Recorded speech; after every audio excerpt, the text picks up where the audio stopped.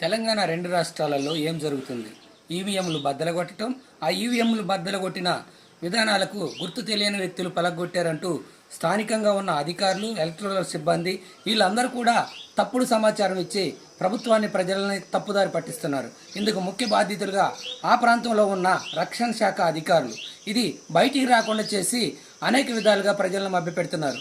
ఈ ఆంధ్ర, తెలంగాణ రెండు రాష్ట్రాల్లో ఉన్న ప్రజాప్రతినిధులు, ఎమ్మెల్యేలు బూతులలోకి వెళ్ళి వాటర్లను కొట్టడం, బూతులలో ఈవీఎంలు బద్దలు కొట్టడం, ఫోన్ ట్యాంపరింగ్ చేయటం, ఈ విధంగా ప్రజలను అనేక విధాలుగా రాసి రంపాన పెట్టి పరిపాలన సాగించారనేది రెండు తెలుగు రాష్ట్రాల ప్రజలు వారి యొక్క ఆవేదన వ్యక్తం చేస్తారు.